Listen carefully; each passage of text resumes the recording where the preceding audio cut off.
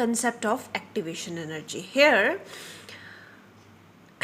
to understand this concept in your today I'm just I'm making this lecture with your book itself, okay? So you can also check these things in your book. So here we have one graph, right?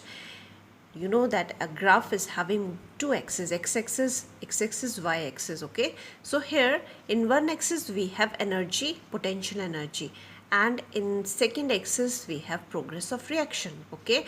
The reaction is going to proceed towards right side like this, okay? So this is the progress of reaction.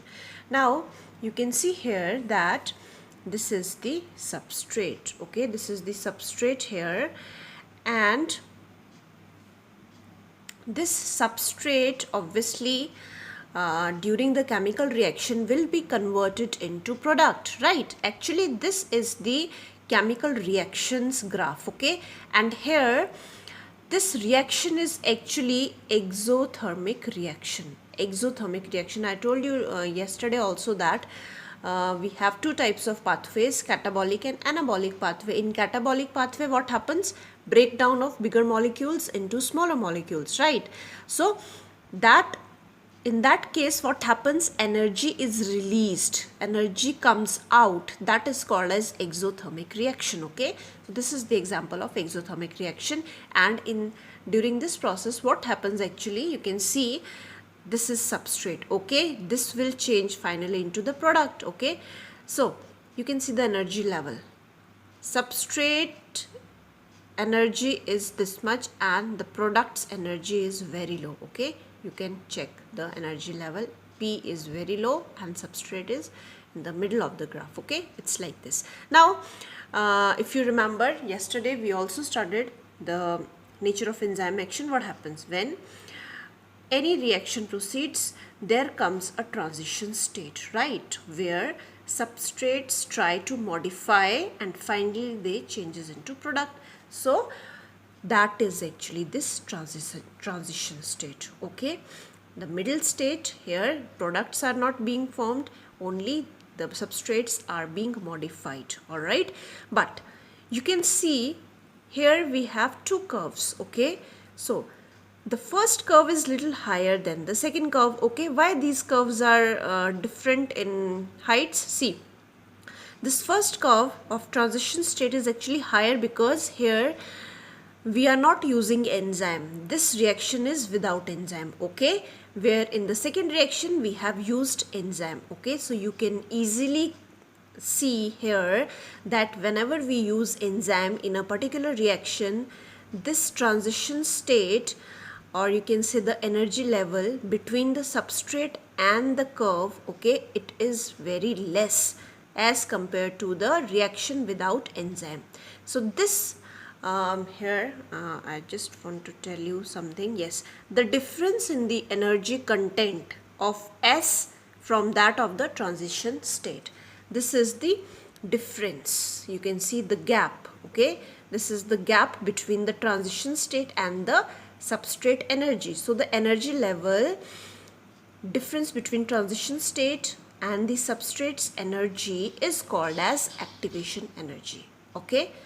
So here you can see the activation energy in a reaction with no enzyme is more as compared to the reaction with enzyme, okay? So that is the thing why we use enzymes, just to lower the activation energy, and obviously because of this the speed of the reaction will automatically increase, okay?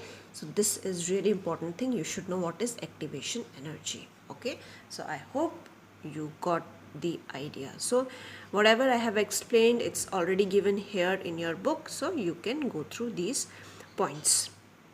Now we have already studied nature of enzyme, no need to discuss it again, but you can go through these also. The catalytic cycle of enzyme action can be described in the following steps, okay?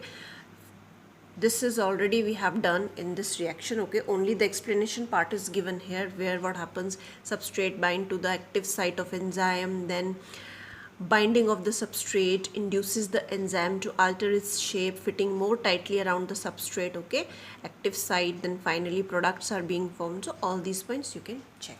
Now the next topic, and this topic is important also, okay, for examination point of view, factors affecting enzyme activity. See, enzyme's activity is affected, okay, some change can happen because of some factors, and what are those factors we are going to discuss here. So first is temperature and pH, okay. So what happens to temperature and pH? See, each enzyme has the activity potential, okay, they can work effectively at a particular temperature and a particular pH, okay. So that temperature or pH at which they work effectively or in a good manner, that temperature and pH is known as optimum temperature and optimum pH, okay. If that, suppose if we take optimum temperature, okay, so if we decrease the temperature, suppose one enzyme, I'm just giving you the example, one enzyme is it can perform well or efficiently in, suppose let's take 20 degrees Celsius, okay. So that will be its optimum temperature, 20 degrees Celsius. If the temperature gets decreased even 1 degree, that is 19 degree, the enzyme activity will be hampered, okay. That is important thing here. Even the same case with the optimum pH. So below this and not even below this, even we increases the temperature or the pH, the enzyme activity again will be hampered, okay. So basically here's what is written: low temperature preserves the enzymes in a inactive state. That time if the temperature is lower, the enzymes remain in inactive states, but still they become active if we provide them suitable temperature. But if the temperature is very high, the enzymatic activity will be destroyed, okay, because proteins will be totally destroyed. So that is the thing, and you can see here the graph where pH graph, how the enzyme activity goes on increasing, and when at a peak, this is actually the optimum pH, okay, and when the pH starts again increasing, pH goes on increasing, the activity decreases. Same here with the temperature, okay. Then this was optimum pH and temperature. The next factor is actually concentration of a substrate, okay. What happens actually when we increase? Here is the graph. See, this is the substrate, okay. When the substrate amount is increased, so what happens? See, with the increase in the substrate concentration, the velocity of the enzymatic reaction rises at first, okay. What happens when the amount of the substrate, this is substrate, okay, so when the amount of a substrate goes on increasing, the speed or the velocity of the enzymatic reaction increases. The graph goes like this.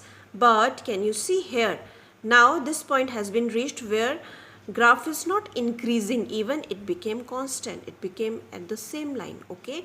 So this point where highest activity is seen, this we take Vmax or max velocity, which is maximum here, okay.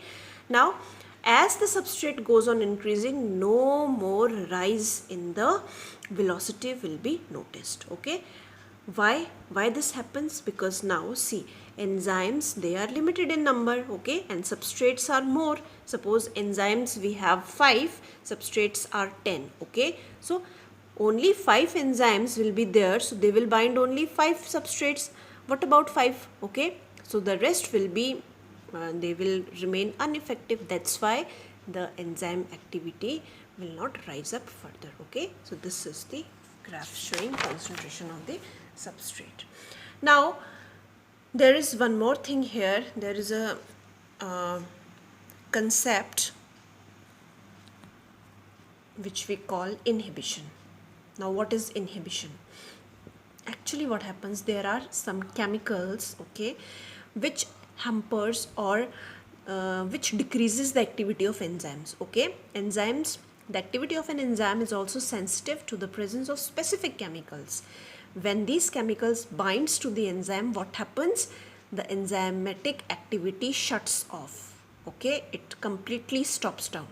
This process, this means the enzyme activity is inhibited. Inhibited means it gets slowed down. Okay, this process is called as inhibition, and that chemical which we use here to decrease the activity, that chemical is called inhibitor. Okay, actually why these inhibitors are there, and actually the processes or the mechanism is like that.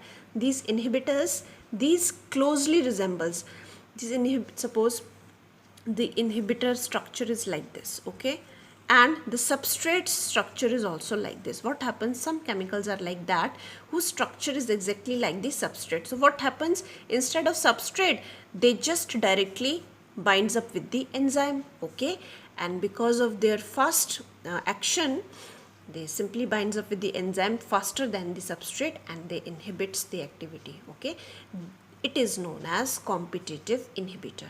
That means it gets in competition with the substrate. Okay, this is called competitive inhibitor. So there is one example here given for competitive inhibition. Inhibition of succinic dehydrogenase. Okay, this is one enzyme by malonate. Malonate here is a chemical, okay, which closely resembles the substrate succinate in structure. Okay, so some competitive inhibitors are often used in control of bacterial pathogens. Okay, when if we want to control the bacteria or their content, so we can also use these type of content chemicals. Now next is nomenclature of enzymes. What is nomenclature? You have studied in class 10, means providing the names to the substances, to the chemical compounds. So for enzymes also we have particular names. So that's why we are going to discuss here that thing. First is oxidoreductases and dehydrogenases. If you remember in your class 10 you have studied oxidation and reduction. Okay, oxidation means addition of oxygen or removal of hydrogen. Okay, that is oxidation, whereas reduction is addition of hydrogen and removal of oxygen. Okay, you have studied this. So enzymes which catalyze oxidoreductions between two substrates, here you can see easily reaction is given S reduced. Okay, S is a substrate and S dash is oxidized. Here means you can say here that this S dash is oxidized, addition of oxygen is there, and S is reduced, removal of oxygen or maybe addition of hydrogen. Okay, so when these two substrates combines, what happens, the S which was reduced earlier, it changes into, that means it reduction was there, now oxidation will occur here. So it was reduced, now the product will be oxidized. S dash was oxidized, it will become reduced. Okay, so it is like this.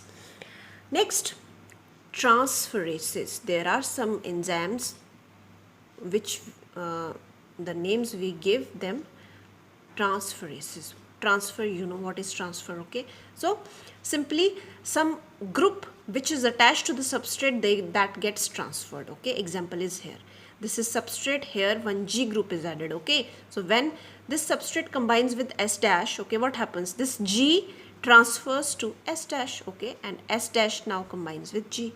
That's why these type, the enzymes which follow this reaction or which helps in these type of reactions to transfer the product, to transfer the substance from one reactant to different, it is called transferases. Okay, next is hydrolases. Hydro word is used for water. Okay, so enzymes catalyzing hydrolysis of ester, ether, peptide, etc. Hydrolysis means simply lysis hota hai breakdown. Okay, so hydrolases are those enzymes which helps in the breakdown or removal, you can say removal of water. So this is this. As we have discussed glycosidic bonds, so you just remember this, glycosidic peptide bonds. Okay, lyases, enzymes that catalyze removal of groups from substrates. Okay, see here hydrolysis is not there. Okay, removal of water will not be there, but here removal of some other group from substrate. Okay, here we have two carbons, one with X, one with Y. Okay, what happens here, these two groups will be removed. Here water loss is not there, only the groups are removed and this CC gets separated. This is the product, okay. So these are the lyases. Now next is isomerases. Isomers are when molecular formula is same but the structures are different, okay, those are called as isomerases. So some enzymes also helps in the isomeric reactions, interconversion of isomers, okay. Then ligases means joining, lysis means breakdown, ligase means joining. So enzymes, some enzymes are those which helps in the linking together two compounds, okay. So suppose joining of carbon with oxygen, carbon with sulfur, okay, it's like this, making a bond, which is, those enzymes are called as ligase enzymes. Okay, now I think this is, sometimes it becomes boring, okay, every time we used to teach you, so it gets irritated, but you have to study, no option. Okay, so next is the last topic of the chapter is cofactors. Now listen it carefully. See, I told you that enzymes are what? What are the enzymes? Enzymes are simply proteins, right? Actually, suppose this is the enzyme. I'm just making this structure to clarify this. Suppose this is the enzyme which is totally protein, but there is some portion or a structure which is not protein part, that is non-protein part, okay.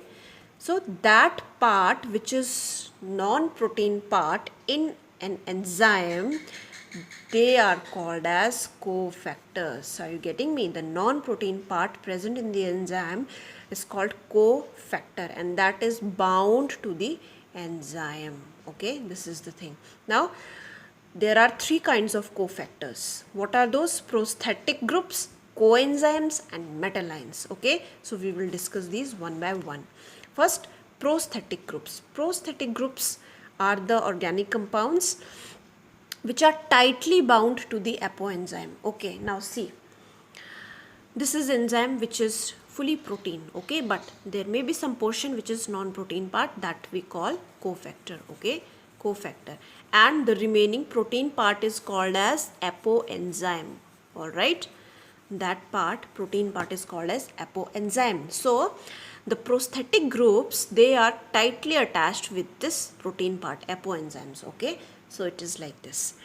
Suppose I'll give you one example for prosthetic group. Here hydrogen peroxide, in peroxidase, okay, this is an enzyme. What it do, it simply break down hydrogen peroxide. Hydrogen peroxide is what, if you know in chemistry, H2O2, it will simply change into water plus oxygen, okay. You can balance this equation. So here which enzyme we are using? Peroxidase, okay. So here in this enzyme, heme is the prosthetic group, okay. This is the thing. So this was about prosthetic. Next is coenzymes. Coenzymes are what? They are not closely or tightly attached with the protein part, but they attach themselves during the process or during the course of catalysis, okay. In example, NAD and NADP, you will study it in your later chapters. NAD is nicotinamide adenine dinucleotide, okay. You know, I think something about nucleotide, DNA structures. And NADP means this having when phosphate group is attached with this NAD, okay. This acts as a coenzyme, and these coenzymes actually contain vitamin which is called niacin, okay. So this is the thing. Now the third category of cofactors is metal ions. Metal ions, here suppose zinc, you know zinc is the metal ion, okay, it's a metal, okay. So what happens, the number of enzymes require metal ions for their activity, which form coordination bonds with side chains. Simply they form a particular bond with the chains of the enzyme, okay. So these bonds are helpful in the activity of the enzyme. Now there is one line which is really very important. Catalytic activity is lost when the cofactor is removed, okay. So if the enzyme is linked with the cofactor, that cofactor plays a very important role here. Why? If by chance the cofactor is removed, that protein part will not be able to proceed further. The enzymatic activity will be lost. Okay, so this was about the cofactor. Sometimes what happens, the definition of cofactor comes, sometimes what is the advantage. So this is the advantage here.